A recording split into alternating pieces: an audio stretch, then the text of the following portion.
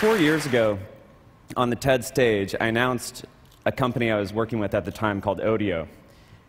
And because of that announcement, we got a big article in the New York Times, which led to more press, which led to more attention, and me deciding to become CEO of that company, whereas I was just an advisor, and raising a round of venture capital and ramping up hiring.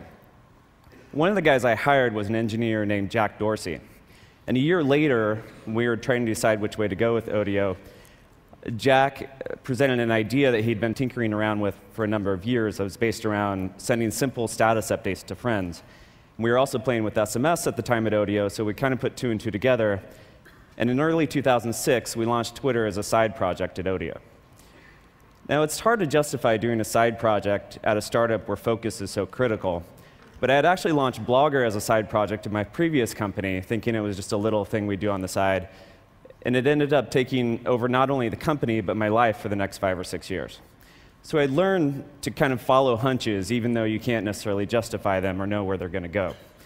And that's kind of what's happened with Twitter time after time.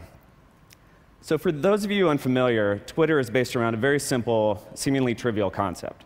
You say what you're doing in 140 characters or less, and people who are interested in you get those updates. If they're really interested, they get the update as a text message on their cell phone. So for instance, I made Twitter right now that I'm giving a talk at TED. And in my case, when I hit send, up to 60,000 people will receive that message in a matter of seconds. Now, the fundamental idea is that Twitter lets people share moments of their lives whenever they want, be they momentous occasions or mundane ones. It is by sharing these moments as they're happening that lets people feel more connected and in touch, despite distance and in real time. This is the primary use we saw of Twitter from the beginning, and what got us excited. What we didn't anticipate was the many, many other uses that would evolve from this very simple system. One of the things we realized was how important Twitter could be during real-time events.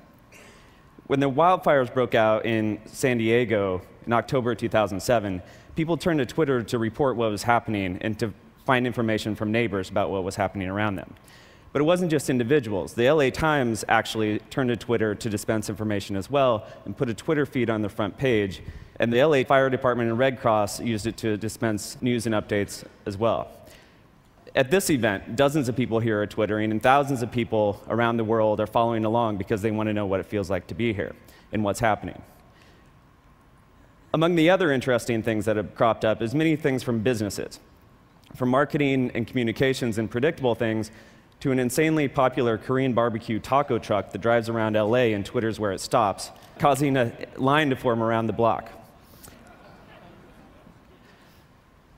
Politicians have recently begun Twittering. In fact, there's 47 members of Congress who currently have Twitter accounts, and they're tweeting, in some cases, from behind closed-door sessions with the president. In this case, this guy's not liking what he's hearing. The president himself is our most popular Twitter user, although his tweets have dropped off as of lately, while Senator McCain's have picked up, as of this guy's. Twitter was originally designed as pretty much a broadcast medium. You send one message, and it goes out to everybody, and you receive the messages you're interested in. One of the many ways that users shaped the evolution of Twitter was by inventing a way to reply to a specific person or a specific message. So this syntax, the @username that Shaquille O'Neal is using here to reply to one of his fans, was completely invented by users. And we didn't build it into the system until it already became popular, and then we made it easier. This is one of the many ways that users have shaped the system. The other is via the API. We built an application programming interface, which basically means programmers can write software that interacts with Twitter. We currently know about over 2,000 pieces of software that can send Twitter updates and interfaces from Mac, Windows, your iPhone, your BlackBerry, as well as things like a device that lets an unborn baby Twitter when it kicks, or a plant Twitter when it needs watered. Probably the most important third-party development came from a little company in Virginia called Surmise. Surmise built a Twitter search engine.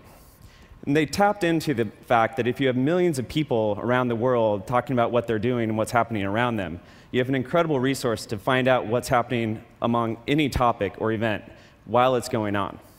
This really changed how we perceive Twitter. For instance, here's what people were saying about TED. And this is another way that our mind has shifted, and Twitter wasn't originally what we thought it was. So we liked this so much, we actually bought the company and are folding it into the main product.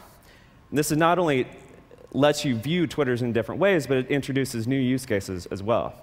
One of my favorite is what happened a few months ago when there was a gas shortage in Atlanta. Some users figured out that they would Twitter when they found gas, where it was, and how much it cost, and then append the keyword ATL gas, which let other people search for that and find gas themselves. And this trend of people using this communication network to help each other out goes far beyond the original idea of just keeping up with family and friends. And has happened more and more lately, whether it's raising money for homeless people or to dig wells in Africa, or for a family in crisis. People have raised tens of thousands of dollars over Twitter in a matter of days on several occasions.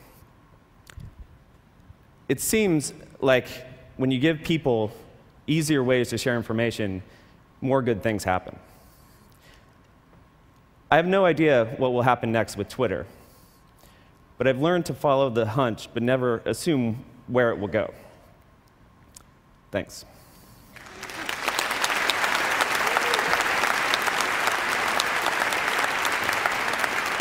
We're not quite done yet. So look, if we could have this screen live. This is actually the most terrifying thing that any speaker can do after they've been to an event. It's totally intimidating. So this would be the Twitter search screen. So we're going to just type a couple of random words into Twitter. For example, Evan Williams. Evan Williams, give people more good ways to share information and follow your hunch at TED. Currently listening to Evan Williams. Currently listening to Evan Williams. Oh, Evan Williams is just dying on stage here at TED. Worst talk ever. Nice, thanks. Just kidding. So, it's like. But literally, in the 8 minutes he was talking, there's about 50 tweets already came on the talk, and so he'll see every aspect of it, of the reaction, the fact that Barack Obama is the biggest Twitterer, the fact that it came out of TED. I don't think there's any other way of getting instant feedback that way. So you have built something very fascinating, and it looks like its best times are still ahead of it. So thank you very much, Evan. Thank you. It was really interesting.